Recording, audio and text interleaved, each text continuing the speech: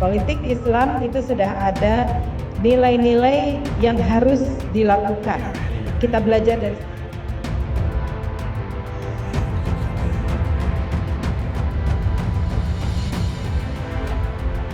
dan 47% kekayaan negara.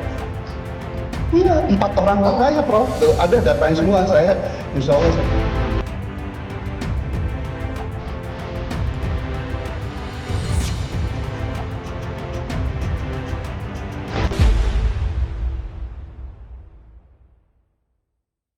Assalamualaikum warahmatullahi wabarakatuh.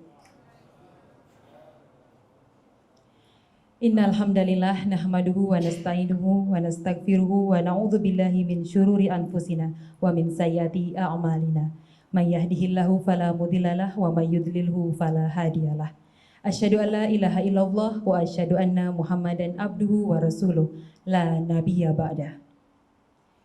Yang terhormat, kedua pembicara pada dialog kebangsaan pada hari ini yaitu Profesor Dr. Insinyur Rohim Dahuri MS, politisi sekaligus akademisi, serta Profesor Dr. Abani Lubis LCMA, akademisi sekaligus pengamat politik Islam. Yang kami hormati Komisaris Radio Silaturahim Bapak Insinyur Farid Talib. Yang kami hormati Direktur Radio Silaturahim Bapak Dr. Andus Iksan Talib. Yang kami hormati jajaran manajemen Radio Silaturahim. Yang kami hormati para pendengar setia Radio Silaturahim. Yang kami hormati pimpinan SD Silaturahim serta SMP IT dan SMA IT Insan Mandiri Cibubur. Yang kami hormati perwakilan dari Badan Eksekutif Mahasiswa, Organisasi Kemanusiaan, Organisasi Masyarakat dan Pemuda, dan Organisasi Remaja Masjid, serta seluruh tamu undangan yang hadir dalam kesempatan ini.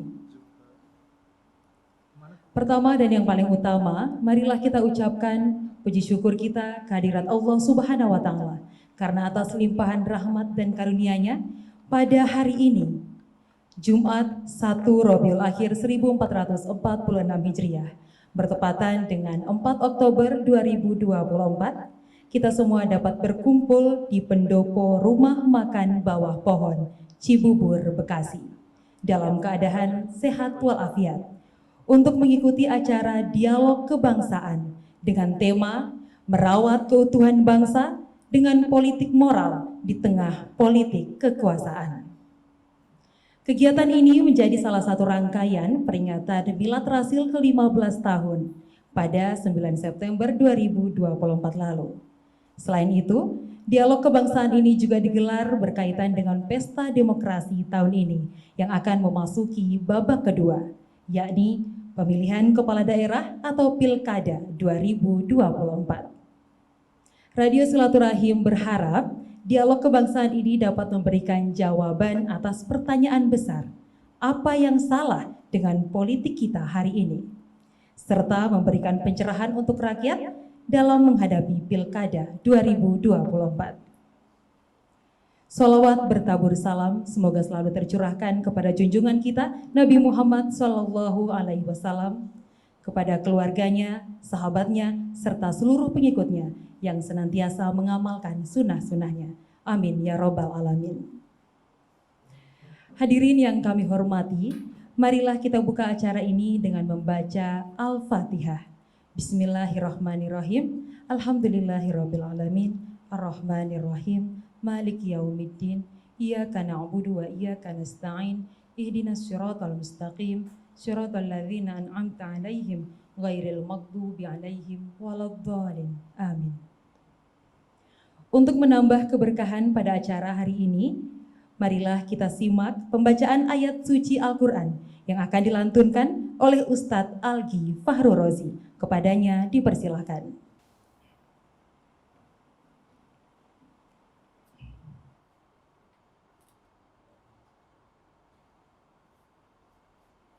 أعوذ بالله من الشيطان الرجيم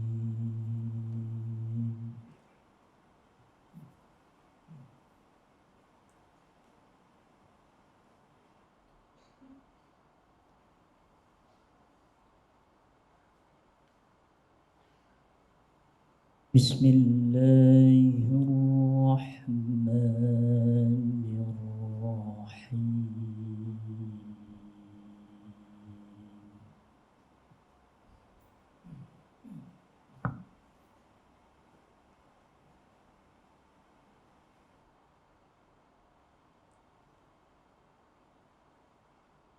واعتصموا بحبل الله جميعا ولا تفرقوا.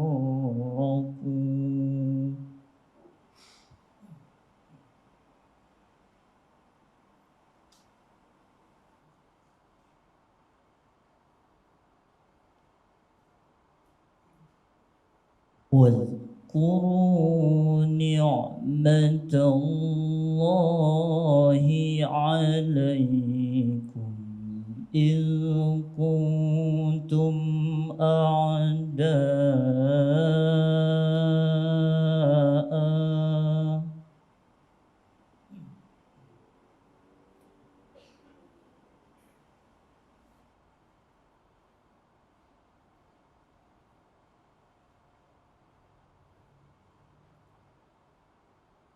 فألف بين قلوبكم فأصبحتم بنعمته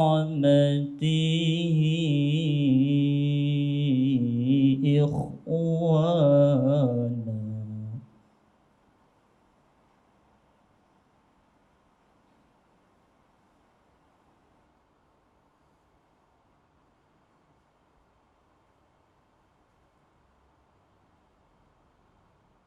وكنتم على شفا حفرة من النار فأنقذكم منها.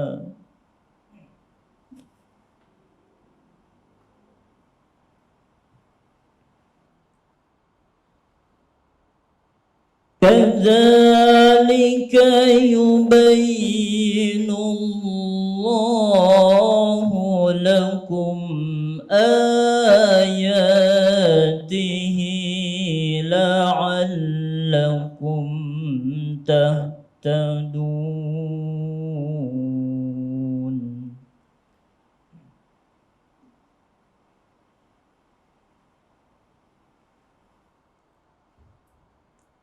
ولتكن منكم أمة يدعون إلى الخير ويأمرون بالمعروف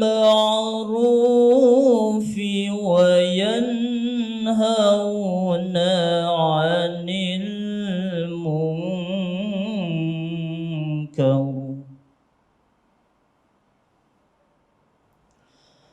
وأولئك هم المفلحون.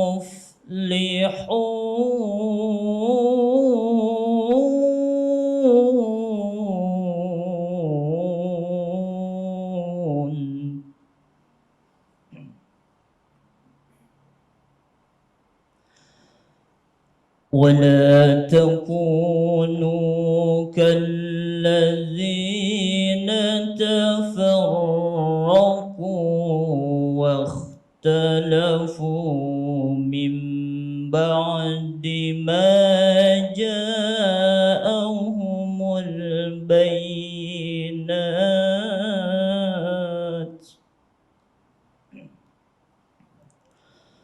وأولئك لهم عذاب عظيم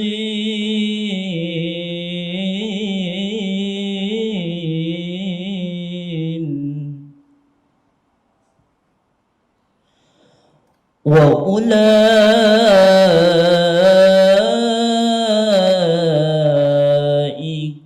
لهم عذاب عظيم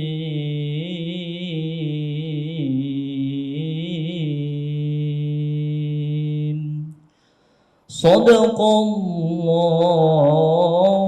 العظيم والسلام عليكم ورحمة الله وبركاته.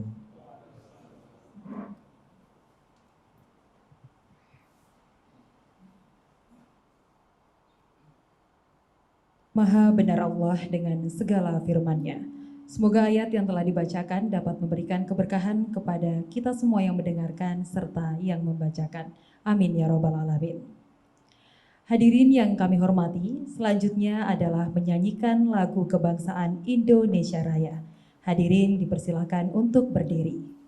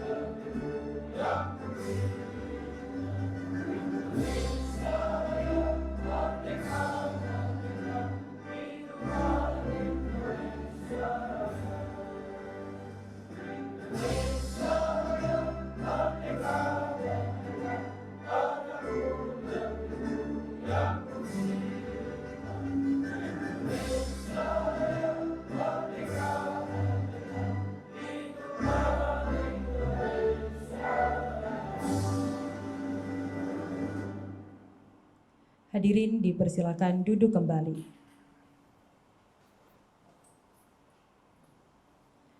Acara selanjutnya yaitu sambutan yang akan disampaikan oleh manajemen Radio Silaturahim kepada Bapak Insinyur Farid Thalib. Kami persilakan.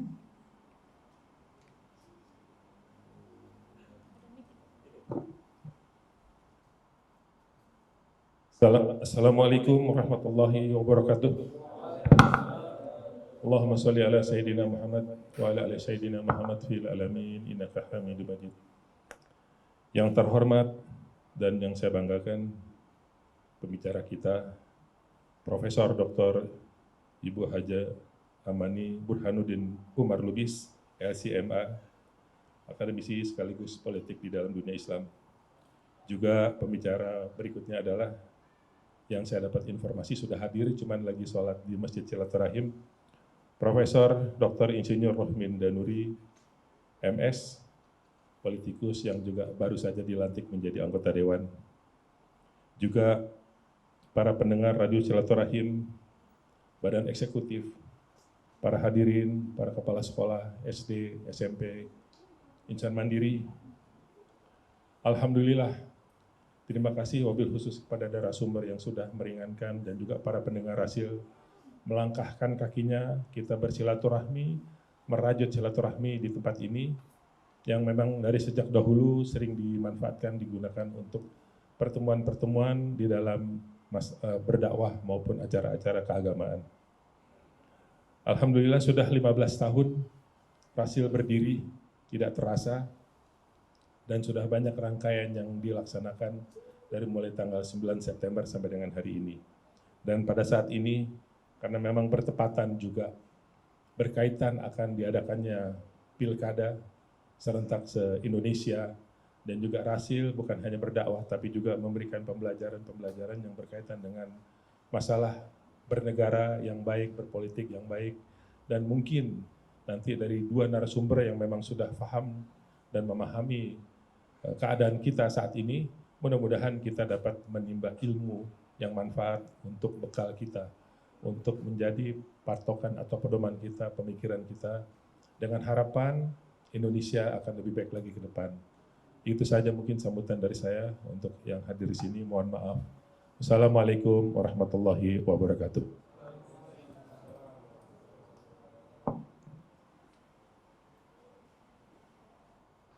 Terima kasih kepada Bapak Insinyur Farid Thalib yang telah menyampaikan sambutannya.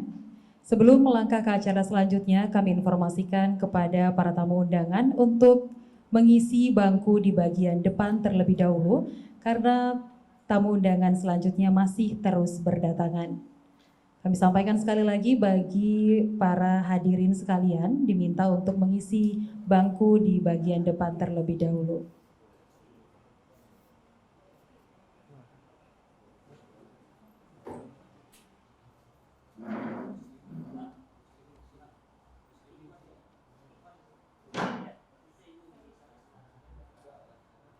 Untuk posisi bagian kanan saya, yaitu untuk tamu undangan laki-laki, dan bagian kiri saya untuk tamu undangan perempuan.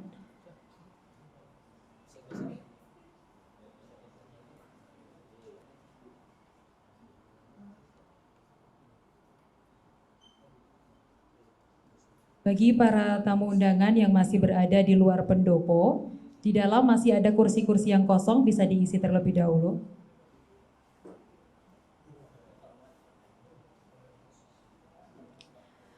Baik, kita akan beranjak ke acara selanjutnya, yaitu acara inti, yakni dialog kebangsaan dengan tema merawat keutuhan bangsa dengan politik moral di tengah politik kekuasaan. Dialog kebangsaan ini akan dipandu oleh moderator kita, Bapak Angga Aminuddin MIkom, yang merupakan program manajer dari Radio Silaturahim. Langsung saja kita sambut ke moderator kita, Bapak Angga Aminuddin MIkom, kepadanya dipersilakan.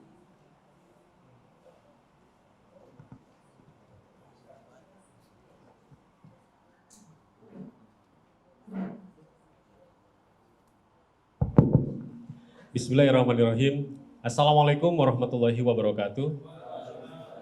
Alhamdulillahirabbil alamin wa bihi nasta'in wa ala umuri dunya waddin. Wassalatu wassalamu ala Muhammad wa ala alihi washabihi ajmain. Rabbi zidni ilma, Allahumma anfa'ni bima 'allamtani wa 'allimni ma yanfa'uni warzuqni ilman yanfa'uni. Yang kami hormati, yang terhormat kedua narasumber kita, Bapak Profesor Dr. Insinyur Rohmin Dahuri dan juga Profesor Dr. Hajah Amani Lubis sebagai pembicara yang dua-duanya ini menjadi narasumber tetap di Radio Silaturahim. Dan juga yang saya hormati manajemen Radio Silaturahim, begitupun juga pimpinan beberapa lembaga yang kami undang dan juga seluruh peserta yang kami hormati. Tidak menyebutkan nama satu-satu, kami mohon maaf. Dan untuk acara dialog kebangsaan edisi pertama kali sebenarnya ini ya. Kalau di acara siaran Rasil sudah sering, tapi kalau untuk yang off air, dialog kebangsaan dengan kita bertemu di satu tempat ini, mungkin ini baru pertama Rasil melaksanakan dialog kebangsaan ini. Memang tadi disebutkan oleh MC bahwa ini masuk di rangkaian kegiatan Milad Rasil yang ke-15. Jadi alhamdulillah Radio Silaturahim dengan format siaran umum, jadi bukan hanya siaran-siaran agama, tapi juga siaran-siaran politik, begitupun pendidikan, kesehatan, pokoknya secara umum gitu ya, menjadi konten dan menjadi materi siaran di Radio Silaturahim. Karena prinsipnya bahwa ajaran Islam ini kan universal dan integral. Jadi seluruh bidang itu harus ada. Nah, ini menjadi konsep materi ataupun konten-konten siaran di Radio Silaturahim. Dan untuk sesi dialog kebangsaan ini, kami sengaja mengambil topik mengenai politik. Bahkan nanti bahasannya kita bisa lebih ke politik Islam dan juga politik kebangsaan. Karena Milad Rasul di bulan September ini berdekatan juga beberapa bulan ke depan, bahkan beberapa kurang lebih dari 1 bulan lagi gitu ya, kita sudah mulai akan diramaikan lagi untuk masuk ke momen pilkada. Di momen pilkada ini banyak masyarakat itu yang bertanya-tanya sebenarnya, kami harus memilih siapa ketika politiknya seperti ini. Dan kami harus mengarah dan harus berprinsip seperti apa. Apakah Islam memberikan gambaran terhadap politik yang bermoral gitu ya, terhadap politik yang masih mengutamakan kepentingan rakyat gitu ya, ketika nasib partai-partai politik malah tidak berada di atas panggung gitu ya. Nah, untuk itu kami menghadirkan 2 narasumber yang salah satunya berlatar belakang sebagai politisi, yaitu Profesor Rohmin Dahuri. Apalagi sekarang beliau baru saja dilantik menjadi anggota legislatif, dan nanti kita akan melihat dan juga menyimak banyak bagaimana pandangan beliau mengenai politik di negeri ini ke depan. Lalu juga kita juga perlu melihat bagaimana sejarah politik Islam. Makanya kami ingin menghadirkan juga yang memiliki latar belakang itu. Profesor Amani Lubis sangat cocok untuk mengisi di acara ini karena beliau pernah menjadi guru besar sejarah politik Islam. Nanti kita akan melihat bagaimana pandangan beliau mengenai perpolitikan di negeri ini. Untuk itu, yang kami hormati, Ibu Profesor Amani Lubis, mungkin bisa kita mulai dialog kita dan kami persilahkan kepada Ibu untuk menempati kursi yang sudah disediakan. Sekaligus kita juga nanti menunggu Prof. Rohmin ya Ibu ya. Iya Ibu di situ. Prof. Rohmin alhamdulillah telah hadir, namun sholat asar dulu katanya. Sambil menunggu beliau, kita mulai diskusi kita bersama Ibu Profesor Amani Lubis. Tadi saya menyebutkan Ibu pernah menjadi guru besar sejarah politik Islam. Oh, sampai sekarang. Makanya dikonfirmasi karena di Google gitu kan ada periode ternyata masih sekarang sampai sekarang ya Ibu ya. Sampai usia 70, Masya Allah. Baik Ibu, kita memanfaatkan waktu kita karena memang tadi sudah telat ya kita memulainya. Ya. Waalaikumsalam. Selamat datang Pak Profesor Rohmin Dahuri. Kami sudah memulai acara dulu. Baik. Lihat saja Pak Prof, kami persilahkan untuk. Namun Pak Prof, saya akan mempersilahkan kepada Bu Amani terlebih dahulu ya, Pak Prof ya. Ya. Baik, Bu Amani, kira-kira hal penting apa dari sejarah politik Islam yang bisa kita jadikan pelajaran untuk politik Indonesia ke depan? Baik Pak Prof, kami usahakan 20 menit ke depan.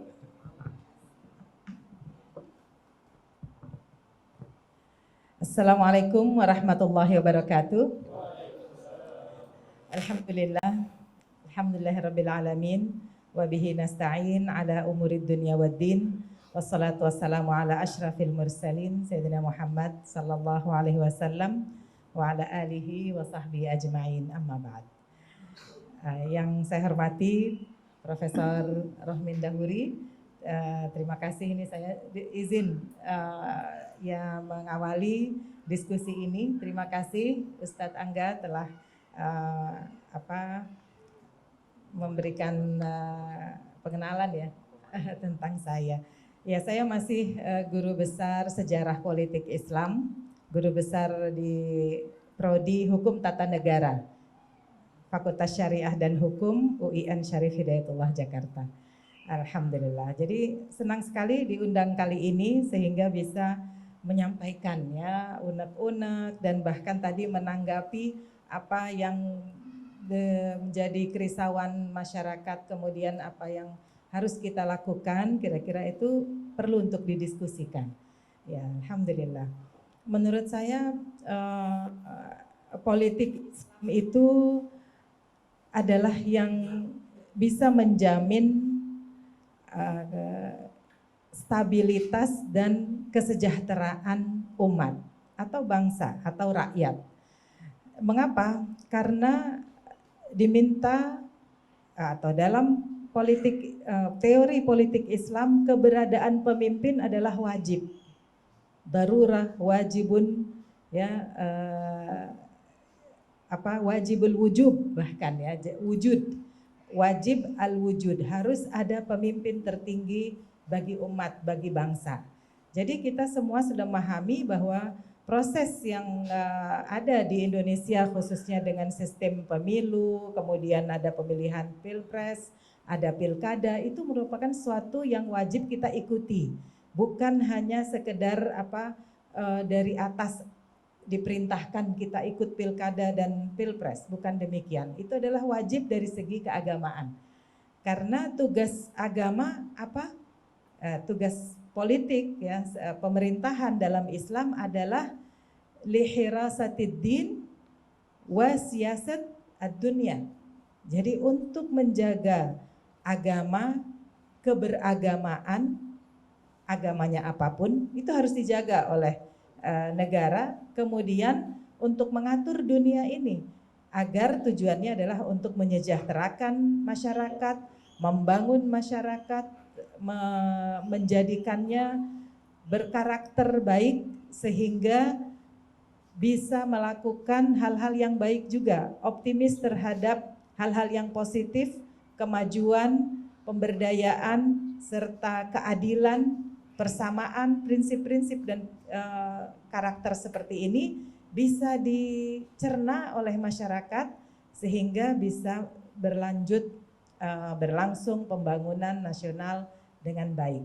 Adapun sisi yang negatif itu juga ada caranya untuk bagaimana kita bisa mengurangi, menghilangkan hal-hal yang negatif.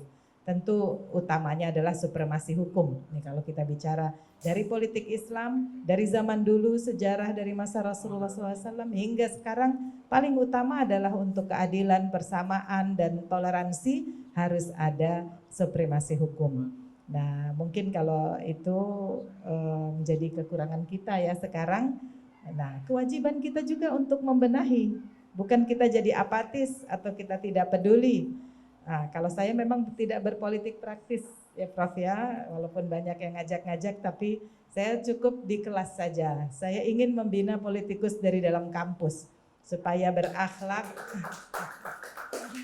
Insya Allah, terima kasih. Insya Allah supaya berakhlak, supaya wawasannya betul-betul nasional dan juga internasional, karena kita Indonesia ini negara besar. Dan bahkan saya selalu mengatakan bahwa bagi dunia Islam, Indonesia ini adalah harapan. Dan Indonesia sudah diakui oleh dunia Islam lainnya, khususnya yang dari Timur Tengah, bahwa Indonesia adalah menjadi sekarang ini pusat peradaban Islam terbesar di dunia. Iya, jadi kita harus menganggap ini sebagai tanggung jawab kita. Kita betul-betul menampilkan secara politik, budaya, ekonomi, kemajuan, semuanya sebagai peradaban Islam yang termaju. Mungkin tidak terkaya, ya, karena kemajuan bukan hanya materi, tapi kita masih melaksanakan ajaran Islam secara konsisten dan konsekuen.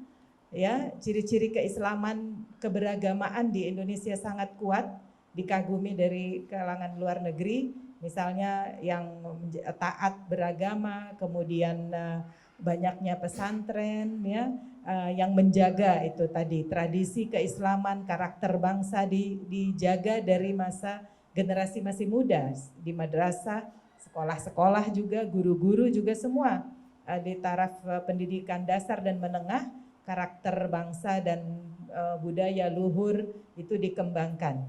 Walaupun ada yang kurang-kurang, ada yang masih banyak misalnya pelecehan, tawuran, atau narkoba, penggunaan bagi kenakalan remaja masih ada, tapi secara umum bangsa Indonesia bisa mengatasi hal itu dan cepat, sudah ada mekanismenya. Ya kita negara tidak baru ya, sudah lama, sudah 70-an tahun, sehingga mekanisme untuk pembenahan seperti ini sudah ada. Lagi-lagi karena kalau masih ada yang kurang, maka kewajiban kita untuk membenahi semua dengan upaya bersama dari segala segi kehidupan. Ya, hal yang mau disampaikan juga bahwa karena saya dari Fakultas Syariah dan Hukum, saya melihat politik itu yang aplikatif, yang memang dijalankan. Misalnya ada sistem pemerintahan, ada legislatifnya, bagaimana eksekutifnya, kemudian yudikatifnya. Ya, kalau di Fakultas Syariah itu kita dudukkan masing-masing, kita kaji supaya betul-betul ya mahasiswa atau masyarakat paham ini penting bagi pembenahan di negara kita. Adapun nanti kalau yang politik yang bersifat gerakan, nah itu tidak, ya inginnya sih jangka panjangnya jadi politik praktis, tetapi itu belum bisa. Jadi di Indonesia ini gerakan politik masih merupakan pemikiran yang belum membumi karena tidak ada mekanismenya untuk menjadi pelaksanaannya dilaksanakan di seluruh tanah air Indonesia. Ya, jadi apa yang ada di Indonesia dijalankan di tanah air adalah sistem yang ada sekarang, sistemnya presidensial, walaupun katanya Pak agak-agak gabungan presidensial parlementer karena parlemen juga penting. Kemudian entah ada ini bicameral atau trikameral, nanti Bapak yang susun itu ya nantinya ke depannya kita maunya bagaimana supaya semua fungsi dan perwakilan rakyat itu menjadi kuat, kemudian bisa mendudukkan permasalahan dan memecahkan masalah bangsa Indonesia yang begini banyak dan sangat rumit. Itu dari segi politik, namun tetap ada optimisme. Kalau saya selalu optimis, sehingga dengan kebersamaan kita bisa menjalankan insya Allah ya tata negara di Indonesia ini dengan baik. Sudah dalam sejarah Indonesia kalau mau pemilu memang banyak gonjang-ganjing, sampai serem ya, sampai terlihat seperti mau ada perang saudara gitu ya, tapi alhamdulillah tidak terjadi. Nanti mau pilkada juga seperti ini, tapi saya ingin semua tenang, memahami betul mekanisme dan apa tujuan dari pilkada, kemudian kita bantu untuk sukseskan. Itu lebih baik daripada ngutak-ngatik dan ngompori atau memecah belah. Lebih baik kita sistem yang ada kita perkuat, nanti diperbaiki. Itu saya kira itu saya lebih optimis ya, itu bisa dilaksanakan. Dengan demikian kalau mau memilih memang kita memilih dengan hati. Allah tidak akan mengejar kita dengan ini pilihannya nanti siapa begitu, saya kira tidak, karena situasi ini beramai secara serentak masyarakat dan pemerintah mau membenahi apa yang ada di masyarakat, dan sudah ada target atau jadwal akan ada pilkada supaya nanti ada pemimpin wilayah ya, pemimpin daerah yang kuat-kuat. Nah, maka kita ikuti mekanisme itu sambil kita perbaiki yang kurang-kurang. Saya kira itu, dan saya ingin menegaskan juga peran perempuan sangat penting. Nah, karena lebih dari setengah pemilih adalah perempuan, gitu kan? Ya, makanya ke pemilu yang lalu setengah perempuan, jumlahnya lebih dari setengah pemilihnya perempuan. Maka saya ingin juga mengajak semua perempuan masyarakat bangsa Indonesia untuk lebih memberdayakan diri,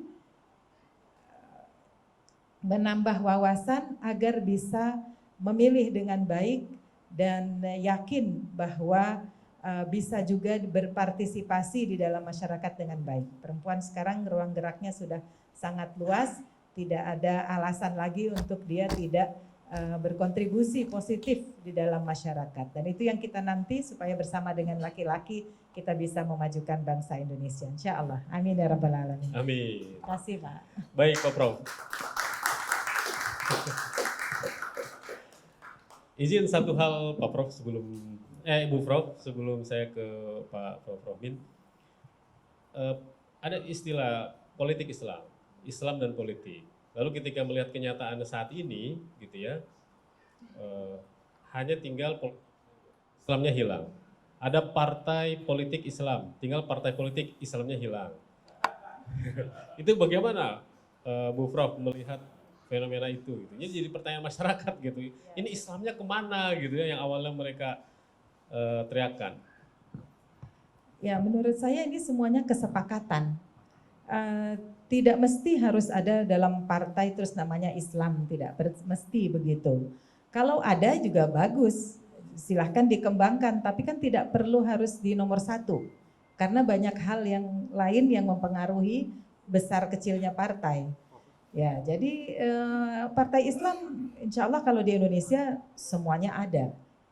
Islamnya itu ada di mana-mana, ada di berbagai partai. Ya, jadi sebenarnya kuat. Daerah kita ya lebih kuat ya. Nah, makanya pede aja, umat Islam tinggal pede aja mau di partai mana saja, ya Pak ya. Ya, mau di partai mana saja pede, di sana ada hirasatuddin wa siyasatud daulah.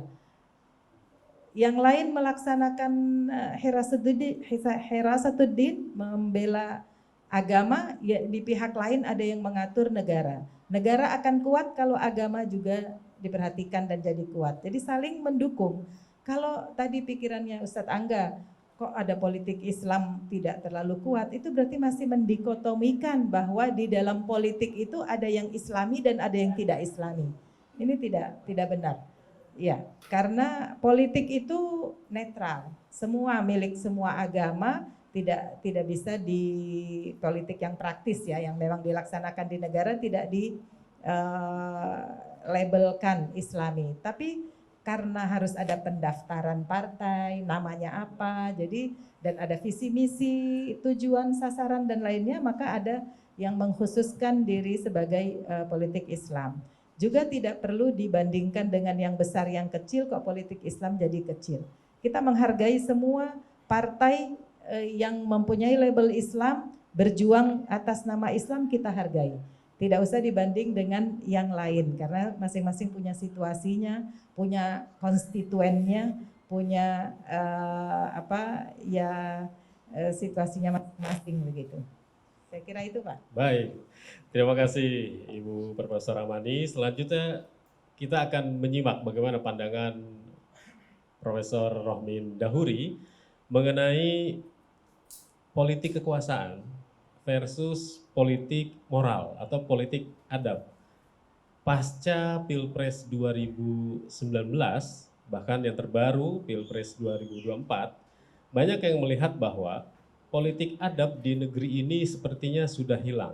Yang terjadi adalah politik kekuasaan, karena para praktisi politik, politikus bisa kita katakan, yang bernaung di partai politik, lebih mengedepankan bagaimana untuk mendapatkan kekuasaannya. Dan mengabaikan adab, mengabaikan moral. Sudah tidak ada lagi itu yang istilahnya bagaimana mengedepankan kepentingan bersama atau kepentingan rakyat. Yang penting si politisi ini dia bisa mendapatkan kekuasaan yang bahkan dikatakan ingin kekuasaan itu absolut. Sebagai praktisi dan juga sebagai politikus yang baru saja dilantik menjadi anggota legislatif, sudah ada penempatan di komisi berapa Pak Prof? Belum ya? Belum ya? Next week insya Allah.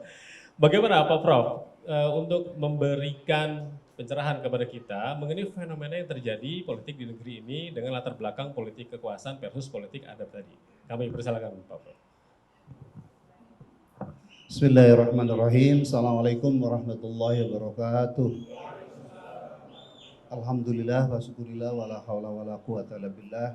Pertama tentunya kita bersyukur pada Allah Subhanahu wa taala, kita diberikan keimanan, kesehatan, dan lebih penting lagi adalah semangat untuk senantiasa berbuat kebajikan, hal-hal yang maslahat, not only bukan hanya untuk kita diri sendiri dan keluarga kita, tapi juga untuk masyarakat, publik, dan bangsa.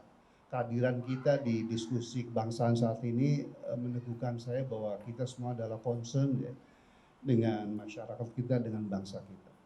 Prof. Amani Lubis, saya kira secara fisik kita baru ketemu 2 kali ya.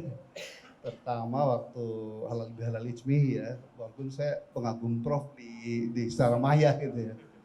Kemudian kakak saya Pak Tali, Pak Ihsan ya, Ustadz Angga yang nggak bosan mengundang saya. Jadi saya ingin mengapresiasi dengan tema dari dialog kebangsaan kita sore ini, itu bagaimana merawat keutuhan bangsa dengan politik moral di tengah politik yang dominated by atau didominasi dengan kekuasaan bahkan nepotisme. Saya tambah itu. Di sinilah titik temu PDI Perjuangan dengan umat Islam, bro. Saya fasilitasi pertemuan kelompoknya Egy dengan Hasto Kristianto, Sekjen PDI dan seterusnya. Kenapa ini penting? Karena aku yakin bahwa yang hadir di sini dan menyaksikan silaturahim kebangsaan kita itu melalui radio Rasil maupun TV Rasil ya, punya keinginan ingin segera Indonesia itu baldatun thayyibah warbun ghafur, Indonesia yang maju, adil makmur dan berdaulat. Kalau kita maunya ada tambahannya tuh Prof, dan diberkahi oleh Allah Subhanahu wa taala gitu. Dan itu memang syaratnya harus utuh, bangsa ini nggak bisa kontok-kontokan gitu ya. Dan keutuhan sebuah bangsa itu diperlukan pemimpin yang tidak hanya kompeten, capable, tetapi dia juga harus berakhlak mulia. Dan akhlak mulia itu kalau pengalaman saya baru 10 tahun di politik praktis Prof ya, itu sangat ditentukan oleh iman dan ketakwaan orang itu gitu. Jadi keadilan akan membuahkan baldatun thayyibah warbun ghafur. Keadilan hanya bisa berlangsung kalau politik itu berdasarkan adab. Kalau bahasa kita sekarang moralitas. Dan adab itu bisa ada kalau para pemimpin, para playernya, rakyatnya itu punya hikmah yang dilandasi oleh iman dan takwa. Kalau enggak, semua itu ginju aja. Betapa yang dulunya itu kader PDI Perjuangan jadi presiden 2 kali, ya kan? Jadi gubernur sekali, semua dari PDI, bye-bye PDI Perjuangan. Ketika orang itu minta sama ketua umum PDI Perjuangan untuk 3 periode, ketua umumnya nggak mengizinkan, kali itu bertabrakan dengan konstitusi. Itulah titik pisah antara kawan kita yang satu ini dengan ketua umum PDI Perjuangan. Nah, yang saya ingin ketengahkan Prof. Amani dan seluruh hadirin yang dirahmati Allah, bahwa output atau hasil dari demokrasi liberal, catat ini, output atau hasil dari demokrasi liberal bukan hanya di Indonesia Prof, tapi di tingkat global pun sebenarnya udah fail. Fail itu apa ya bahasa Rasilnya, gagal gitu ya. Iya kan kita tahu Prof, sejak 1924 dunia ini kan praktis diatur hanya oleh komunisme dan si kapitalisme. Komunisme sudah dead, sudah mati sejak tahun 89 karena memang tidak rasional. Masa ada politik sama rata, sama rasa itu. Nggak ada insentif dan disentif base ya, orang yang bodoh, yang preman, yang bertato, diberi mobil Innova 1, orang yang soleh, kerja keras, cerdas itu 1, makanya fail. Lalu central planning pun itu nggak memungkinkan untuk bisa memanage semua. Singkat cerita kita tahu semua lah bahwa memang kenapa komunisme fail itu karena tidak sesuai dengan fitrah manusia aturannya itu. Nah, yang ada tinggal kapitalisme. Islam kan hampir nggak ada, walaupun Saudi negaranya berdasarkan Islam, tapi prakteknya no. Mana negara? Proof to me, berikan bukti pada saya bahwa negara yang mendeklarasikan dirinya dalam undang-undangnya itu berdasarkan Islam, hampir nggak ada yang melaksanakan Islam secara kafah dan tiba, nggak ada gitu ya. Nah, jadi yang ingin saya buktikan bahwa di tingkat global, baik dari segi ekonomi, lingkungan hidup, sosial itu sebenarnya fail. Sebelum COVID pertama itu jumlah manusia yang miskin itu masih 2 miliar orang. Dan yang extreme poverty atau kemiskinan ekstrim itu masih 800 juta, Pak. Iya kan? Kemudian yang hunger teh bahasa Cirebonnya ya, kelaparan itu 700 juta per family. Setelah COVID, jumlah yang miskin bertambah menjadi 3,5 miliar, which is sekitar hampir 40% dari total penduduk dunia. Penduduk dunia saat ini kan 8 miliar Bapak Ibu ya. Kemudian yang extreme poverty menjadi 1,5 miliar dari 800 juta, dan yang hunger, yang kelaparan di seluruh 1 miliar gitu. Mana berhasilnya juragan kapitalisme dari sisi kemiskinan? Nggak ada. Yang kedua adalah yang tidak kalah merusak dunia ini adalah soal inequality atau kesenjangan atau gap antara kaya miskin. Tahun 2010, Bapak sekalian, menurut Oxfam Internasional, 338 orang terkaya di dunia termasuk si Elon Musk, Josh Bezos, Bill Gates, kemudian si Facebook nih, Mark Zuckerberg ya, dan seterusnya lah, itu 338 tahun 2010 Prof. Mani, kekayaannya sama dengan kekayaan 50% penduduk dunia yang dari tengah ke bawah. Tahun 2017 kekayaan 50% penduduk dunia itu di total bukan sama dengan kekayaannya 338 orang terkaya, tetapi menjadi hanya 8, Prof. Jadi menunjukkan bahwa gap atau kesenjangan antara kaya miskin itu bukan semakin membaik ya, tetapi makin melebar gitu. Mana keberhasilan kapitalisme, ya kan?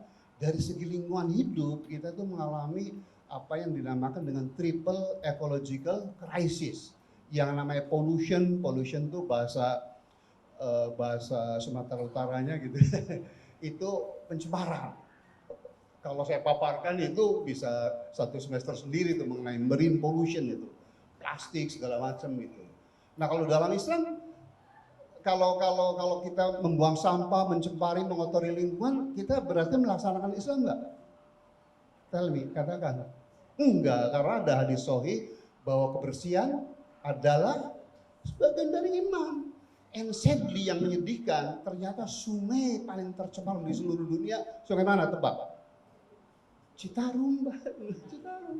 Menurut UNEP itu United Nations for Environmental Program, lembaga di bawah PBB yang ngurusi khusus mengenai lingkungan. Kalau mengenai pangan dan agriculture apa? Enggak. FAO, kalau ILO, kita terkotor. Mana umat Islam menjalankan ininya? Kesenjangan kita di Indonesia itu performanya terburuk ketiga di dunia, di mana 1% orang terkayanya itu sama kekayaannya dengan 47% kekayaan negara. Iya, 4 orang terkaya, Prof. Ada datanya semua. Insya Allah saya pun guru besar zaman 95 sih. Qadarullah saya terpilih oleh Pak Harto menjadi dosen teladan nomor 1 seluruh Indonesia. Juara keduanya ITB Profesor Hasanuddin Zainuddin. Kemarin kepala BIG itu Badan Informasi Geospasial. Juara ketiganya Bapak Profesor Dr. Amin Subandrio dari FKUI. Ahli mikrobiologi kedokteran, pernah direktur Eijkman ya. Dan juara keempatnya adalah orang yang Hizbut Tahrir, pinter sekali, namanya Profesor Daniel Rashid dari ITS, ahli teknik perkapalan itu. Karena masuk Hizbut Tahrir dipecat deh. Juara kelimanya ada yang alumni Unpad enggak? Profesor Ganjar Kurnia itu. Ya, jadi saya berani adu data, berani adu evidence. Nah, saya teruskan, kita itu terburuk ketiga di dunia soal kesenjangan kaya miskin. Prof. Amani. Padahal ada hadis kalau nggak salah tuh, kalau ada seorang muslim atau muslimah yang bisa tidur nyenyak, sementara tetangganya 40 rumah gitu ya, masih ada yang pengangguran, masih ada yang kelaparan, masih ada yang nggak bisa menyekolahkan anaknya. Kata Rasulullah, si muslim dan muslimah itu dilabeli apa? Dia bukan umatku, exactly. Kalau bukan umatku, kalau dalam perspektif keyakinan kita orang Islam, masuk neraka atau surga? Dia itu. Tapi kita kan mereduksi, Islam kan simplistis, hanya simbula ya, sholat, umroh 20 kali gitu. Kalau kita agnia, tetapi kita tidak seperti Abdurrahman bin Auf, tidak seperti Sayyidah Abu Bakar, dia masuk neraka menurut hadis itu. Walaupun kalau kita beriman katanya itu dulu ya Prof, nanti dicemplungkan dulu neraka, nanti jangan-jangan saya pikir gitu Prof, jangan muslim yang hafiz Al-Quran tapi dia rumahnya 60 di Jakarta, ada loh saya tahu itu. Iya kan, jangan-jangan gitu menafsirkan hisab salah Ustaz Danat. Oh nggak apa-apa lah kita ke neraka dulu gitu. Jangan-jangan loh ya. Nah seteruskan. Nah lalu di bidang lingkungan hidup tadi pencemaran, kedua yang namanya biodiversity loss, jadi keanekaragaman hayati kita tuh makin kesini makin kurang Pak. Dan yang terakhir yang sedang kita rasakan bersama apa yang dinamakan dengan global warming, exactly. Jadi lalu mana keberhasilan kapitalisme. Kalau berhasil kan harusnya seimbang antara ekonomi, sosial dan lingkungan hidup, harusnya semua sustain. Dan terakhir adalah di aspek sosial. Di Amerika divorce rate, ya, kemudian mohon maaf ini fakta ya, istri saya selalu mengingatkan, istri saya orang Payakumbuh, enggak, kalau lagi sekarang situ udah jadi anggota DPR, lu kerja jadi menteri gitu, jangan ngomong nama deh gitu. Ih, kalau untuk dakwah susah nih. Donald Trump, apalagi mohon maaf itu fakta, dia womanizer itu nggak tahan lihat orang cantik kan langsung dijinai, bener loh. Kemudian dia pernah ngemplang pajak sebanyak 375 juta US dollar. Pembohongnya mungkin hanya sepadan dengan bosnya Ustadz Angga nih di Indonesia yang pembohong gitu. Kok nggak tertawa sih? Tapi itu terpilih loh tahun 2000 berapa Prof? Terpilih. Dan sekarang pun kalau si Demokrat kemarin nggak ganti Joe Biden dengan si Kamala Harris sudah jauh Pak. Itu dewanya dan sumbernya demokrasi. Dan orang pejina, orang pengemplang pajak, orang pembohong, justru itu yang dipilih. Mana keberhasilan demokrasi? Kok nggak ada yang tepuk tangan sih? Mana keberhasilan demokrasi? Liberal ya? Ya kan? Semua kebiadaban. Dan sekarang saya terakhir ke Amerika tuh 2000 undang Ibu Sri Mulyani waktu di World Bank gitu ya. Tapi saya dikelilingkan dulu, saya kuliah umum di UCSB, University of California, Santa Barbara gitu ya. Kemudian saya ke Rhode Island, segala macam. Yang namanya homeless itu apa ya? Tunawisma, pengemis. Saya itu naik kereta dari Los Angeles Mbak ke si Santa Barbara itu di setahun saya dibeliin duit. Waktu saya damping istri saya sama anak guru saya.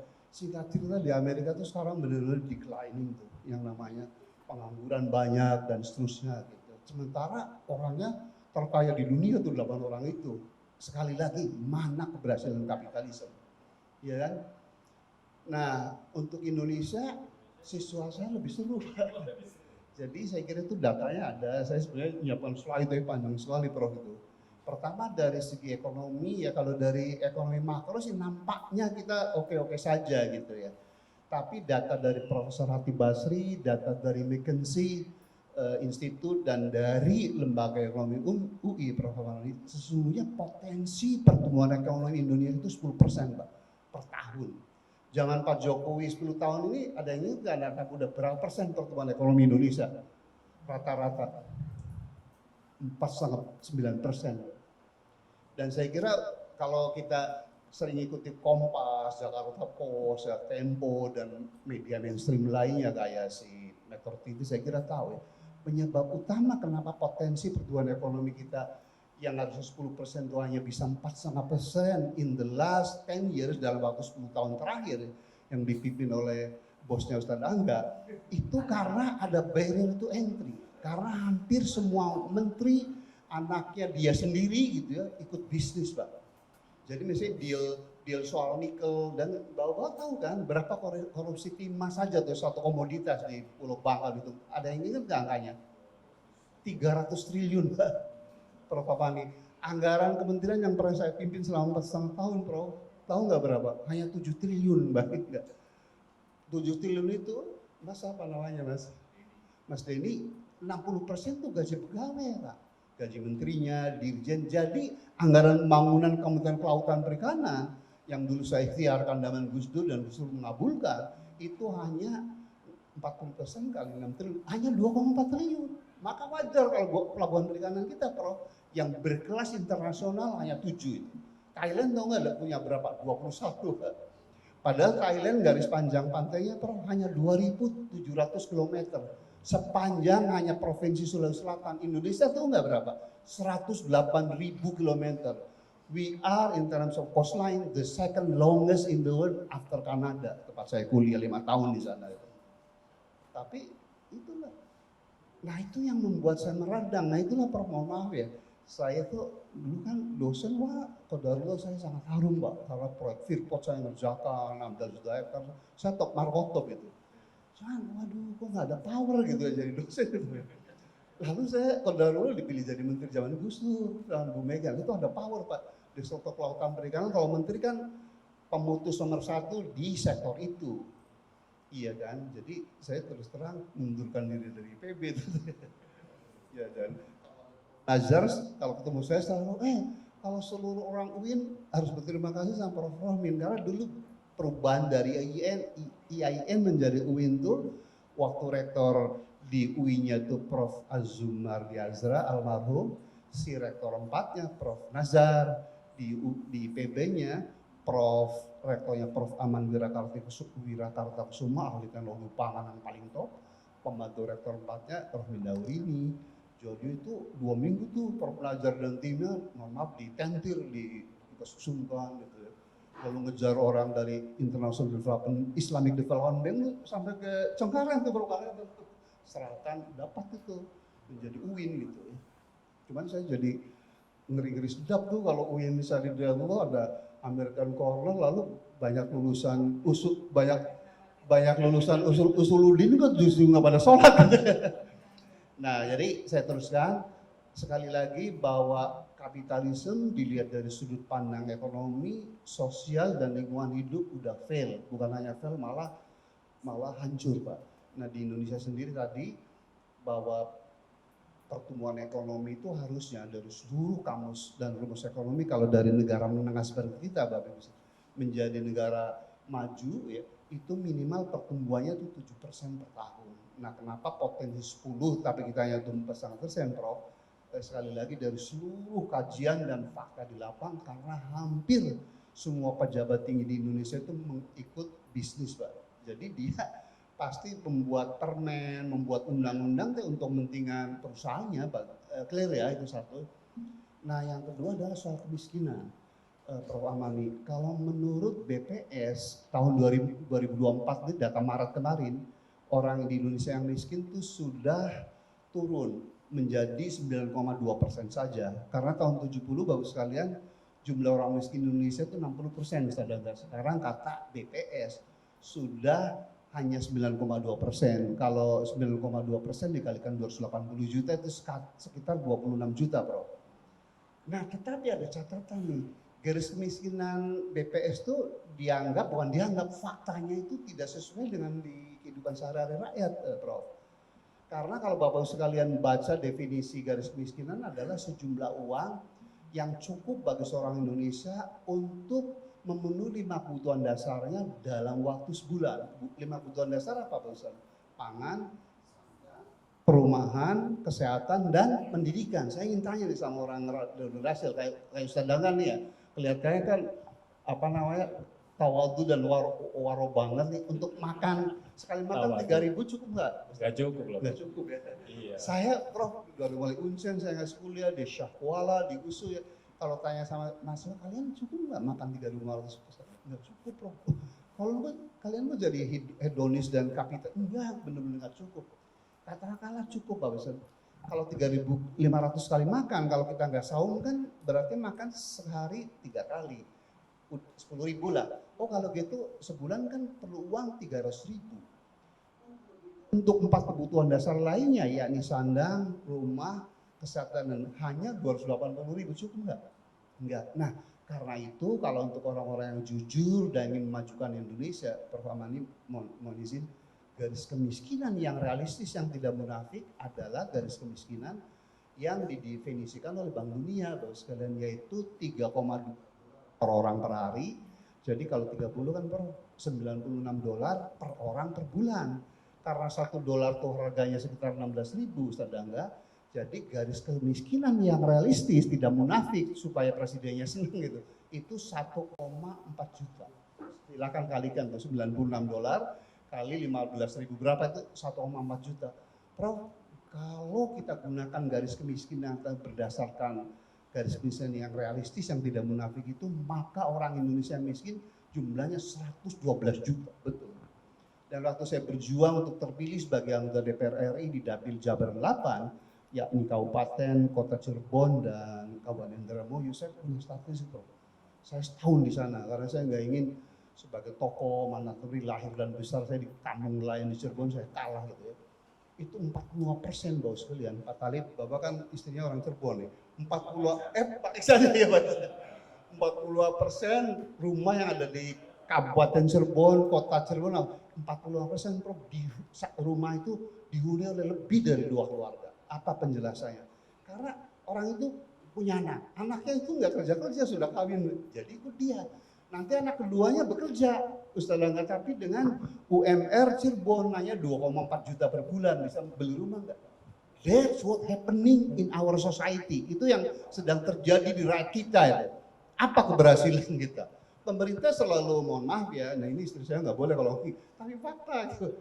Pemerintah selalu, wah kita paling bagus tumbuh ekonomi 5%, bohong. Karena dibandingannya, Prof, ini real Pak Erlangga ngomong ini, silahkan Pak Erlangga dandan saya. Baik, Bapak Prof. ngomong itu, dibandingkan dengan negara G20 Pak, negara model Amerika, model Eropa, ya kan, model Jepang, itu udah sunatullah, bahwa kalau negara sudah maju makmur itu pasti pertumbuhan ekonomi akan declining. Jadi kalau kita membandingkan, kalau pemerintahnya Ustadz Angga ini jujur, harusnya dibandingkan dengan negara yang tingkat pembangunannya, level pembangunannya bagus dan bisa lembab sama, yaitu apa? India tumbuh berapa persen? 8%.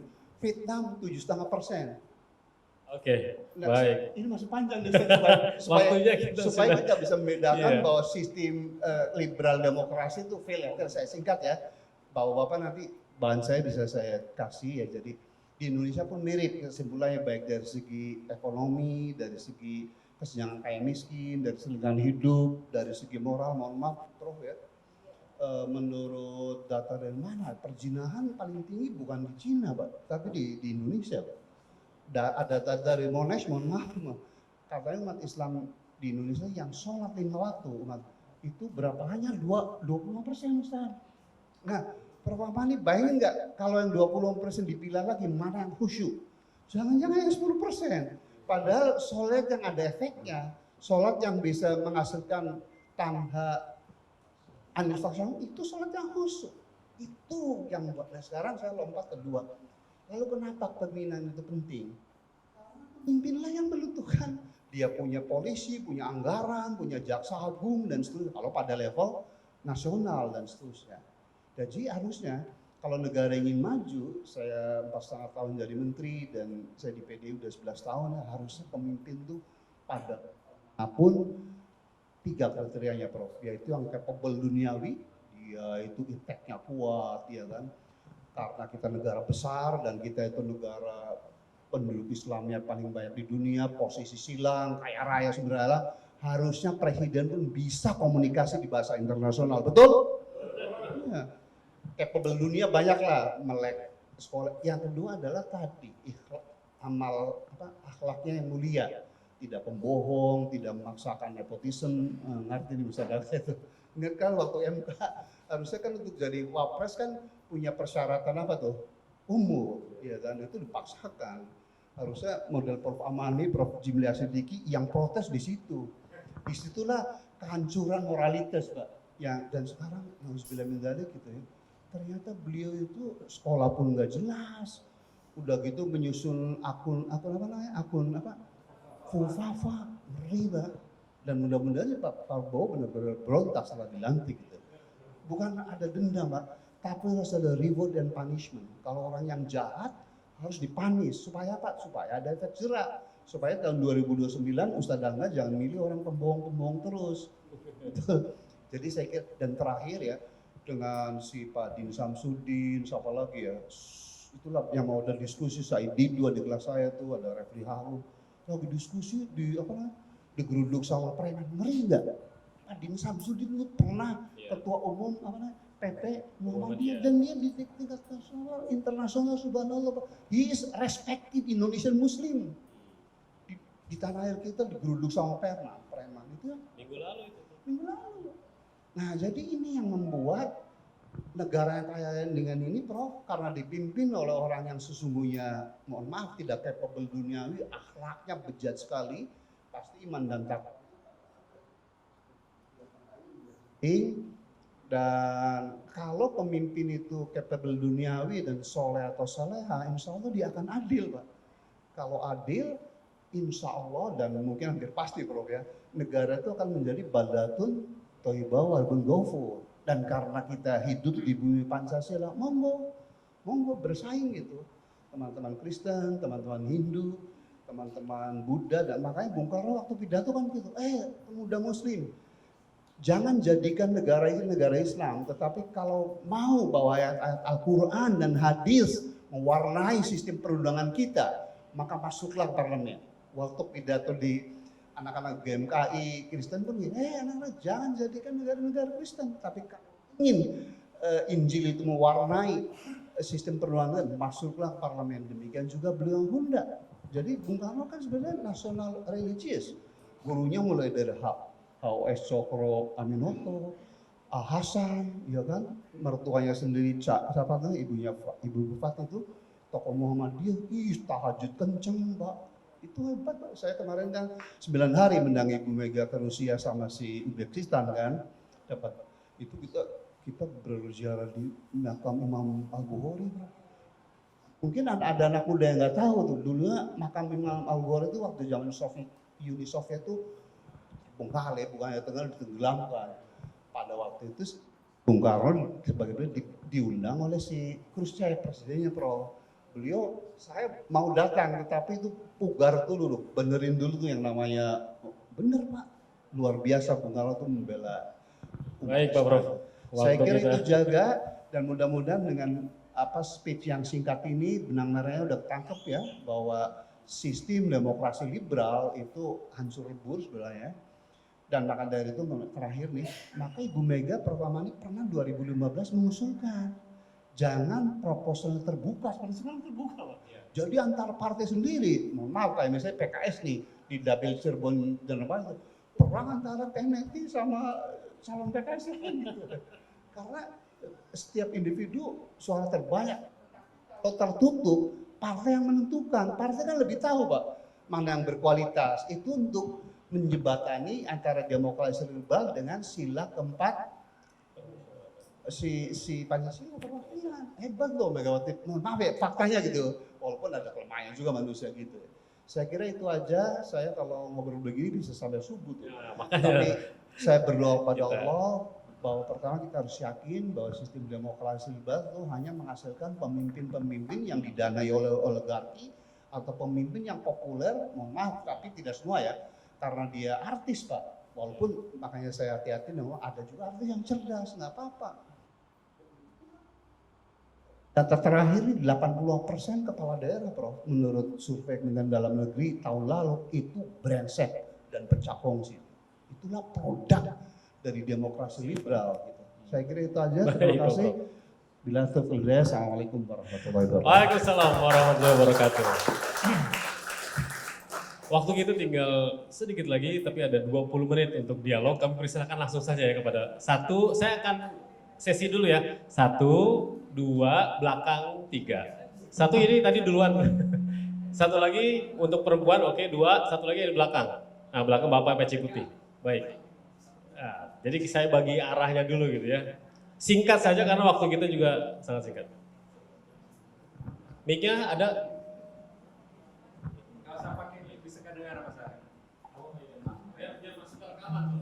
Assalamualaikum warahmatullahi wabarakatuh. Pak Profesor Rahmin Darul Badawi, Bapak sudah jelaskan failure of demokrasi. Dan pertanyaan saya adalah, kita kan sedang siap-siap ke depan nih. Kalau sejarah ya sudah, kita ambil pelajaran.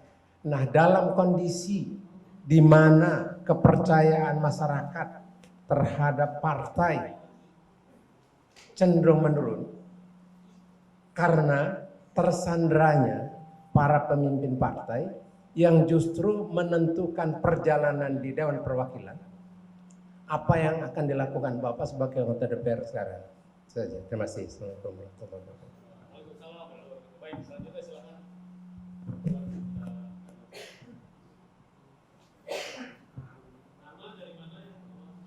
Dengan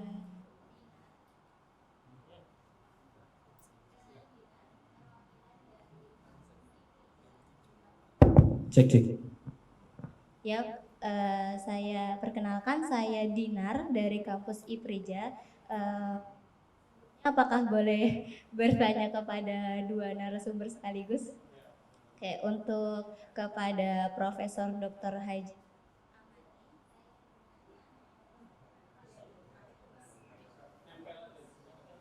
Oke.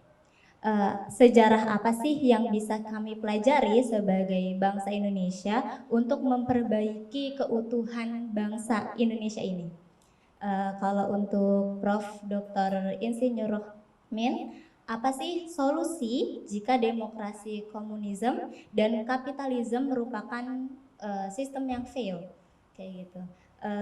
Dan untuk memenuhi catatan, entah saya yang terlewat atau belum disebutkan, tadi ada 3 karakter pemimpin. Yang pertama kapabel duniawi, dan kedua alam, dan yang ketiga saya miss gitu ya, boleh nanti.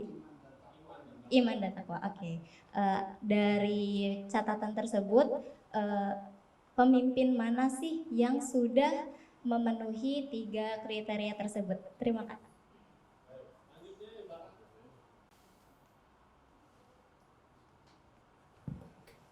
Assalamualaikum warahmatullahi wabarakatuh. Saya dari rakyat semesta, Pak. Pertanyaannya buat Prof. Amani. Sesuai dengan tema hari ini dalam menghadapi pilkada yang akan datang, saya mohon tanggapannya dan dari Prof. Amani tentang isu yang berkembang terhadap politik Islam saat ini, apa yang sekarang ini diwacanakan tentang gercos, coblos tiga-tiganya.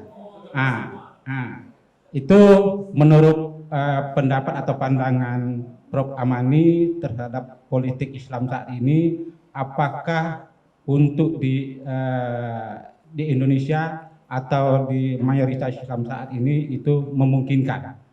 Mungkin itu aja pertanyaannya. Terima kasih. Assalamualaikum warahmatullahi wabarakatuh.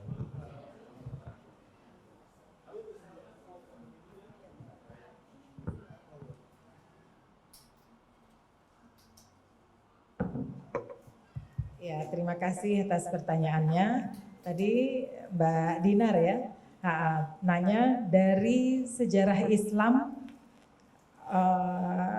nilai-nilai apa, ya fakta apa yang bisa kita pakai sekarang untuk menjaga keutuhan negara kesatuan Republik Indonesia. Ya, bagus ya pertanyaannya. Berarti Anda generasi muda, peduli, belajar dari sejarah, belajar dari positif dan negatifnya sejarah, kemudian untuk membangun negeri kita, insya Allah. Maka dari sejarah Islam tentu kita mencontoh masa Rasulullah Sallallahu Alaihi Wasallam, ya, bagaimana berdakwah di Mekah secara arif bijaksana sehingga bisa mengumpulkan pengikut. Tetapi politik Islam diawali dengan hijrah. Sebelum hijrah itu ada proses pembaiatan. Membaiat itu artinya bersumpah mengakui setia kepada pemimpin. Pemimpinnya Rasulullah SAW. Baiat al-Aqabah al-Ula, Bayatul Aqabah Ats-Tsaniyah yang 1 dan kedua itu menjadikan umat Islam menjadi yakin atas pimpinan yang dipilihnya. Kemudian proses hijrah, ini semua proses pendidikan politik bagi umat Islam, termasuk perempuan, karena di Bayatul Aqabah Ats-Tsaniyah yang kedua itu ada perempuan 3 orang, ya, tidak salaman langsung kepada Rasulullah, tetapi dengan sopan, ada dalam hijab, ada hijabnya, tapi membaiat Rasulullah. Ya, nah dengan demikian ini pelajaran bahwa kita kalau mau bersatu, unsur-unsur masyarakat, komponen masyarakat semua juga harus bersatu. Saat itu kaum Ansar yang terdiri atas suku Aus, suku Khazraj, dan ada suku-suku Yahudi lainnya, semua menghormati kepemimpinan Nabi Muhammad SAW. Jadi unsur yang pertama memang tidak masalah ada berbagai faksi, berbagai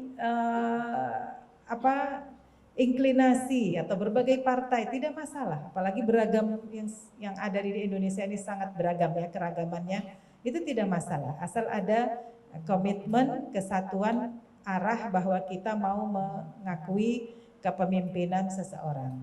Nah, kalau masa Rasulullah kan yang masih sangat ideal ya, dan Rasulullah masih menerima wahyu sehingga keputusan-keputusannya selalu dikawal oleh malaikat dan oleh Allah Subhanahu wa taala. Maka menjadi fondasi bagi kita. Sirah nabawiyah semuanya mendukung untuk kita berpolitik Islam yang berakhlak, beriman, bertakwa dan maju. Buktinya kalau tidak maju politik Islam di zaman Rasulullah serta Khulafa Rasyidin dan kekhalifahan sesudahnya atau kesultanan sesudahnya, tidak akan muslim, tidak akan jumlahnya kalau kita main data lebih 2 miliar sekarang umat Islam.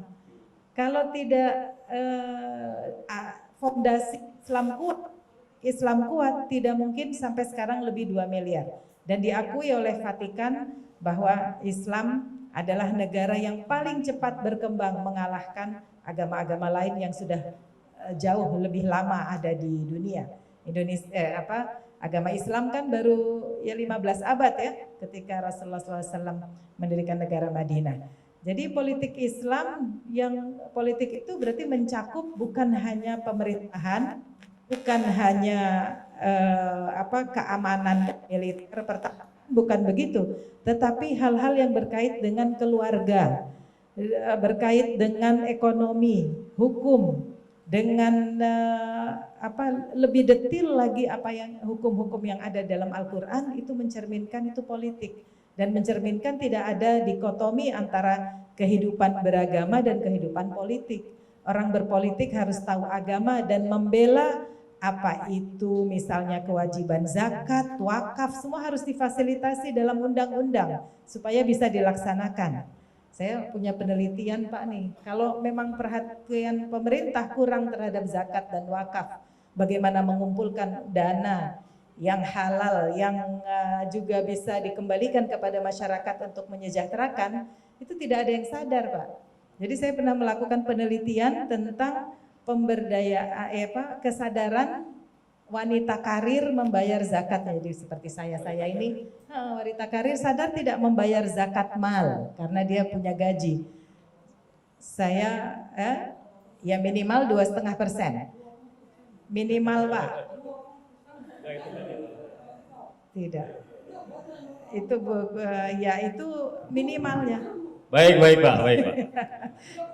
Tidak mungkin. Tidak mungkin, saya juga akan tema lain. Tetapi tidak sadar ternyata perempuan untuk membayar. Karena apa? Katanya suaminya sudah membayar. Atau kebutuhan keluarga banyak sehingga gaji saya kalau 5-7 juta habis di rumah tidak bayar. Nah ini kan kurang sadar. Jadi sistem yang dibangun belum ada penyadaran terhadap laki-laki dan perempuan tentang zakat. Ini kan kurang. Jadi kembali ke masyarakat, ke pertanyaannya bahwa dalam politik Islam itu sudah ada nilai-nilai yang harus dilakukan. Kita belajar dari sejarah, yakni pertama keadilan, persamaan, toleransi, kemudian tanggung jawab, amanah itu, dan supremasi hukum, harus hukum yang dilaksanakan karena Rasulullah juga sudah bikin piagam yang pertama itu konstitusinya. Saya kira itu. Kalau yang kedua isu mengenai gercos langsung aja Bu Prof. Tentang apa tadi yang nyoblos? Isu tentang gerakan coblos semua. Oh iya, itu sama dengan golput. Menghadapi pilkada. Nah, itu sama dengan golput. Asal-asal datang kemudian untuk merusak, untuk mengacau. Nah ini tidak bisa. Ini pembinaan akhlak umat secara politik kalau diselewengkan dan dikecohkan oleh banyak pihak itu tidak benar. Jadi yang benar adalah yang sesuai dengan aturan yang ada di negeri bumi Indonesia ini. Maka pilkada harus bagaimana, ada pencoblosan seperti apa, itu yang kita ikuti. Kalau golput juga salah karena berarti mundur dari tanggung jawab sosial politik sebagai mas'ul. Rasulullah SAW bersabda, kullukum ra'in wa kullukum mas'ulun li ra'iyatih. Ya, kullukum ra'in wa kullukum mas'ulun li ra'iyatih. Nah, jadi kita semua secara individu itu bertanggung jawab terhadap diri dan masyarakat. Paling tidak diri, keluarga, dan masyarakat begitu tahapannya. Sehingga kalau kita golput berarti mundur dari kancah tanggung jawab. Kalau kita coblos semua ngolok dan juga mundur dari tanggung jawab, ini tidak baik. Secara akhlak ke depan tidak bisa apa yang saya sebut tadi, bahwa kita kalau pemimpin atau sistem belum benar, kita benahi bersama. Kalau caranya dengan coblos semua begini, tidak mau membenahi bersama, maka nanti akan tidak baik selanjutnya. Jadi kalau saya ya yang benar itu kita lakukan. Kalau yang salah tidak perlu dilakukan karena akibatnya nanti ada. Allah Maha tahu juga. Ya, saya kira itu. Baik, Bu Prof. Selanjutnya saya akan ke Pak Prof Rohmin. Jadi ada 2 pertanyaan tuh Pak Prof ya. Iya, jadi Bapak bertanya nanti apa yang mau saya perankan di DPR. Tentunya insya Allah saya akan mencoba my best yang terbaik di dalam menjalankan 3 fungsi DPR. Pak, DPR itu sangat digdaya tuh, sangat powerful karena fungsi pertama adalah fungsi legislasi, jadi menyusun undang-undang itu adalah DPR, mengetok undang-undang di DPR. Jadi tentunya saya sebagai muslim ya harus memastikan Pak, undang-undang itu tidak bertentangan dengan Pancasila, dengan agama yang saya anut gitu. Dan karena kalau dari penyusun Pancasila kan dari 9, mohon maaf, semua kiai ya, mulai dari Kiai Haji Wahid Hasyim, Tasman Singadingejo, Ki Bagus Hadikusumo, muslim Pak, ayah satu yang muslim si Pak Maramis kan.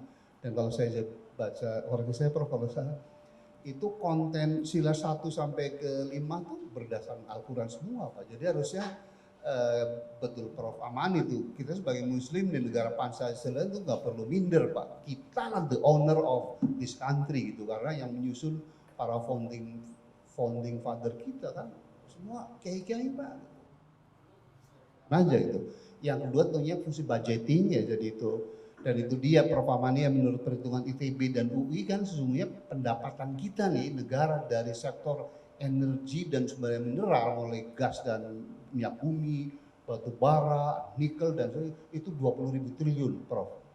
Sekarang APBN kita tuh nggak hanya 3.700 itu. Maka kementerian kami hanya 7 triliun tuh. Kalau ruang fiskalnya itu 23 triliun, udah kaya raya. Itulah pentingnya pemimpin yang tadi yang capable duniawi, yang akhlaknya mulia, bukan pembohong-pembohong terus, memaksakan siapa. Yang ketiga, imtak yang membara, karena kita di bumi Pancasila, monggo beriman dan bertakwa menurut agama kita masing-masing gitu kan. Jadi itu, dan terakhir adalah Pak fungsi penghapus doa Pak, karena tantangan di sana pun ngeri Pak, itu tantangan di DPR tuh. Dan saya akan merawat, merajut silaturahim terus dengan Prof Amani, dengan Bapak dan Angga ya, Rasul kan orang soleh semua gitu, supaya kita tetap ada rem gitu ya, jangan nauzubillah bidzalik ikut hablur ya di dunia sekularisme, pluralisme dan apalagi itu liberalisme, exactly itu. Nah kemudian Adinda Dinar gitu, Prof sudah dengan jelas dan memang fakta bahwa sesungguhnya Ananda Dinar pedoman hidup kan hanya 2 ya, yang dibuat oleh Tuhan, oleh Allah kalau kita orang Islam, dan yang dibuat oleh manusia. Yang dibuat manusia pada dasarnya 2. Komunisme udah mati sejak tahun 89, silakan baca Glasnost dan Perestroikanya sih. Sekarang pun nggak ada. Yang kedua kapitalisme saya paparkan tadi fail itu. Ada nanti bahannya saya kasih Ustaz Angga itu ya. Udah fail. Lalu pertanyaan itu yang seru tuh. Lalu apa dong Pak Rohmin? Sesungguhnya Pancasila harus. Ya kan, karena Pancasila kan berbasis pada dan hadis. Kalau kita umat Islam kan, iya kan. Dan secara empiris ketika umat menjalankan Islam secara kafah dan ittiba sejak Fatu Makkah sampai dengan Muhammad Al-Fatih atau Harun Al-Rasyid, kita itu 11 abad pernah menjadi the golden age of Muslim tuh. Sains teknologi berkembang. Saya kemarin ke UGSK kan ternyata Imam Tirmizi lahir Ibnu Sina lahir di situ. Desainer pesawat terbang Ibu Firnas di situ. Ngerti nggak di when umat manusia menjalankan pedoman yang dibuat oleh Tuhan itu, kan nggak mungkin pedoman yang buat Tuhan itu tidak sesuai dengan fitrah manusia, betul? Cuman karena kita itu tergoda hawa nafsu dunia, muslim dibuat sekuler gitu aja. Sekuler gitu. Dan godaannya besar gitu. Nah, jadi kalau Ananda Dinar bertanya, Pak Rohman, yang solusinya kita kembali ke pedoman hidup yang dibuat oleh Tuhan. Iya kan, kalau orang Yahudi, Taurat, iya kan? Saya pernah nulis di Republika gitu, Prof. Sejak kala kapitalisme, saran saya, agama samawi itu duduklah bertiga tuh baik-baik tuh, si Yahudi, si Kristen, si Islam. Buka kitab sucinya, mana yang lebih lengkap mengatur kehidupan manusia, Ustaz Dangga. Saya bilang gitu tuh dari dulu, kalau ternyata yang lebih lengkap Al-Quran, dan ya harusnya yang lainnya sebagai umat ini menghancurkan itu terus. Itulah membuat orang sekuler, Prof. Karena orang duniawi gitu. Mana Islam berdoa, tahajud, kunut, nazilah, nggak dikabul-kabulin. Itulah perspektif orang sekuler, karena hidup tuh hanya di dunia. Kalau kita muslim kan tidak. Hidup yang abadan yang benar hanya di akhirat. Dan katanya ada hadis, saya pernah baca bahwa 1% kenikmatan Allah tuh di dunia tuh hanya 1%. Ada hadisnya kan Pak, benar 99% di surga, Pak.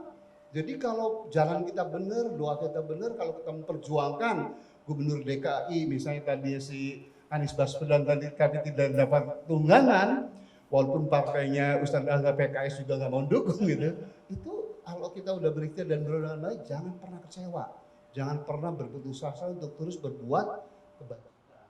Dan berikutnya agak susah nih, kata dia Pak Rohman, Bapak melihat nggak pemimpin Indonesia yang memenuhi tiga kriteria itu, capable duniawi, PhD kalau gitu misalnya gitu, cerdas kayak Prof Aman ini gitu ya, lalu sains teknologi juga tahu, lalu kedua tuh akhlaknya mulia, tidak pembohong. Akhlak mulia kan 4 itu.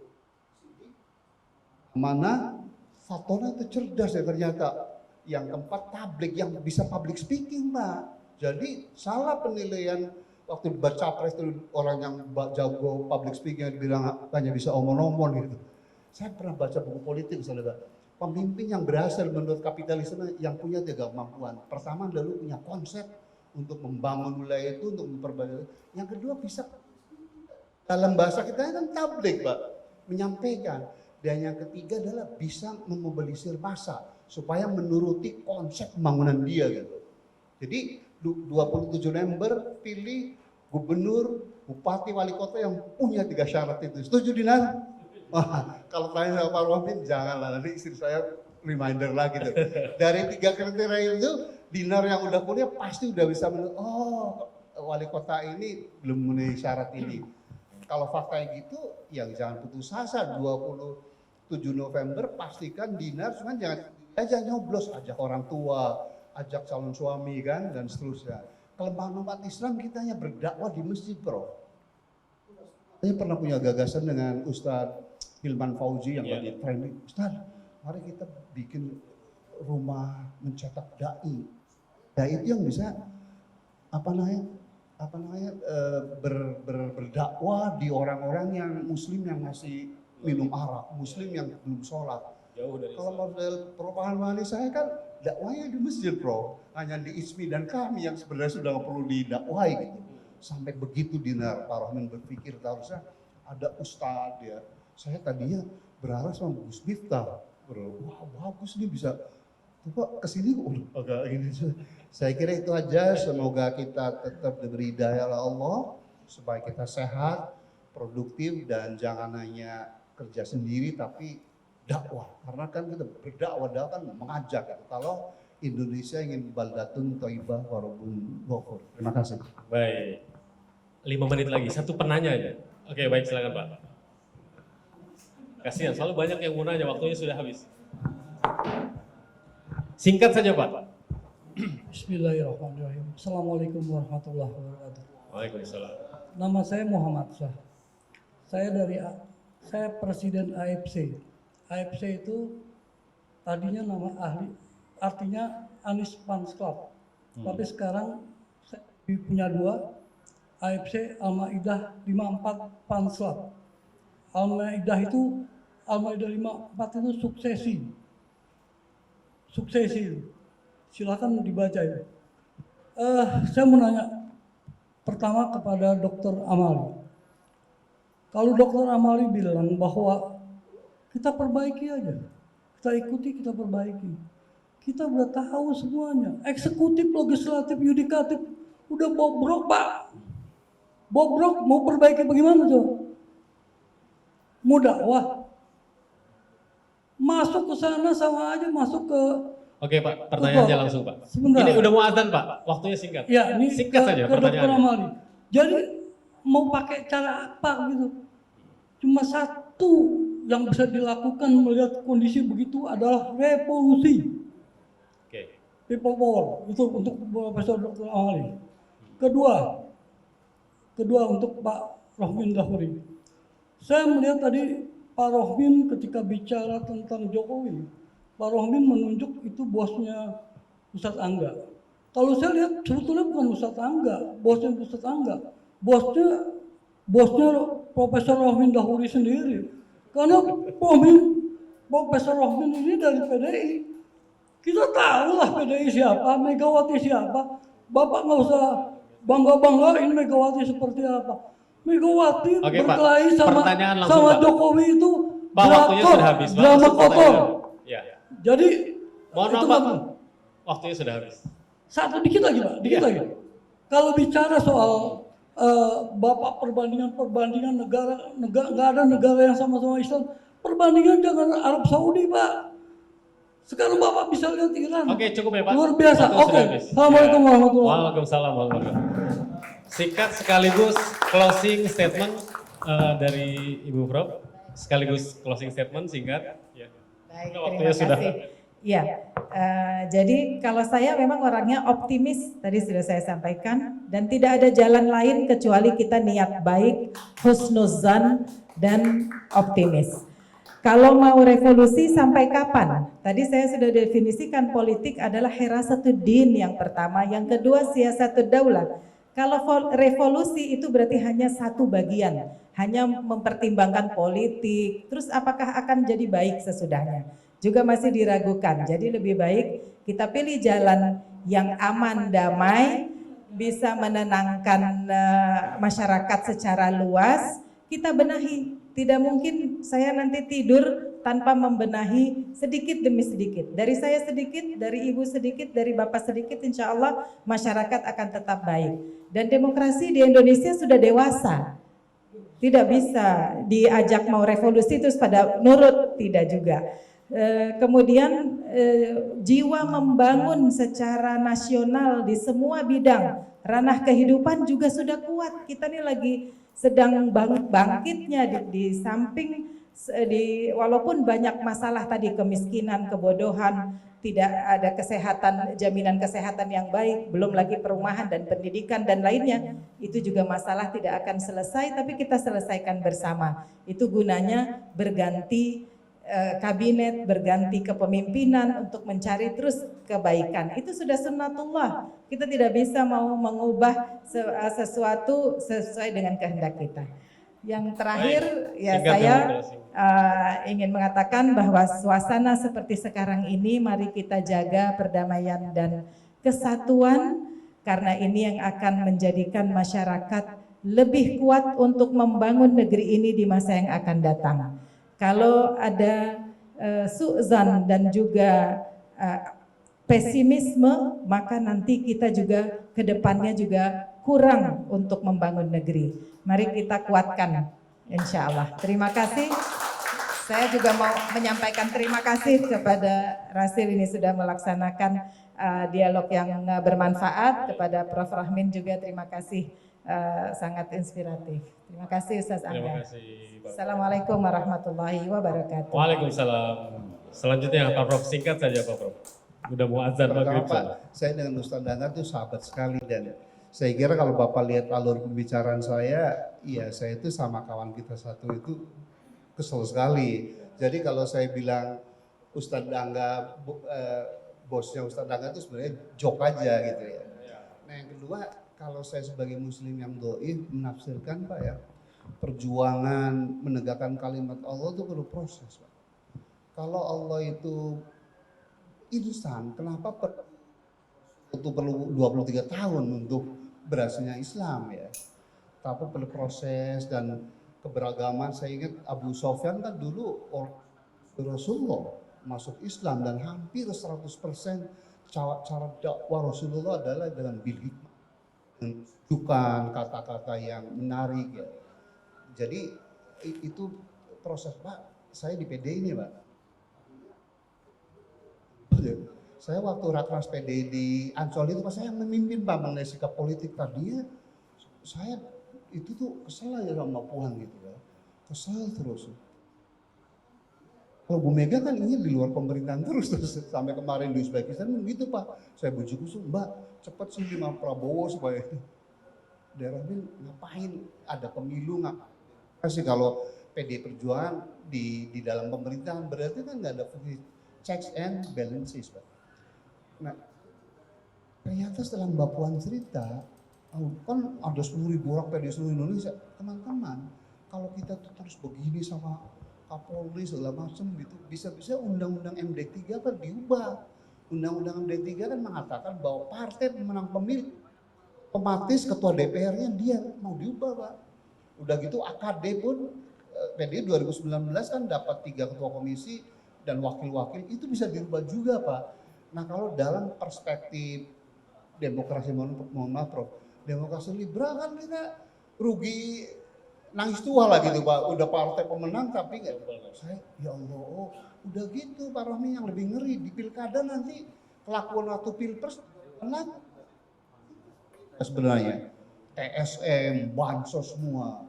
Oke Pak Prof, Nah maksud saya itu saya ingin menyadarkan diri saya sendiri kita semua bahwa memperjuangkan kebajikan itu perlu proses. Makanya tadi saya bilang sama Ananda Dinar tuh, kamu jangan hanya sendiri nyoblos nanti yang tapi ajak orang tua.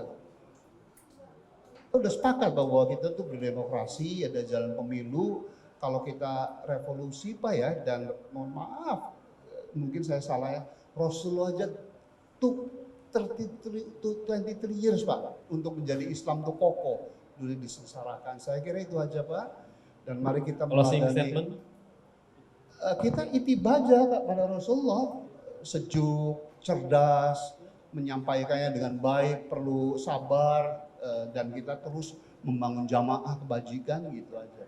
Saya kira itu aja, semoga kita senantiasa diberi hidayah dan diberi Allah sehingga kita tidak pernah lelah untuk menegakkan kalimat Allah dengan konteks Indonesia karena kita berpancasila. Terima kasih. Wallahul muwaffiq ila aqwamit thoriq. Assalamualaikum warahmatullahi wabarakatuh. Waalaikumsalam warahmatullahi wabarakatuh. Kami ucapkan terima kasih banyak kepada kedua narasumber dan juga kami sampaikan permohonan maaf karena waktunya sangat singkat gitu ya. Semoga diskusi kali ini bisa memberikan. Artinya ini tanda untuk berhasil jangan hanya sekali. Oh gitu. Insya Allah akan ada edisi selanjutnya. Dari saya sebagai moderator untuk sesi ini kita tutup dengan doa Alhamdulillahirabbil alamin. Selanjutnya saya serahkan kepada MC. Assalamualaikum warahmatullahi wabarakatuh.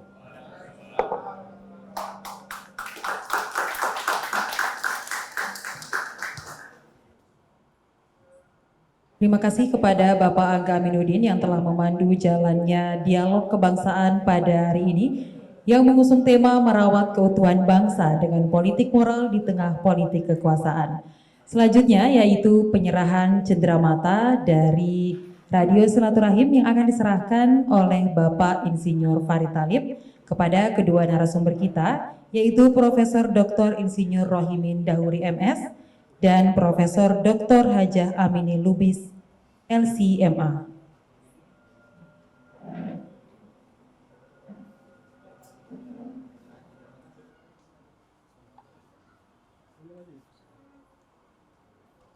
Pada panitia, cenderamata-nya.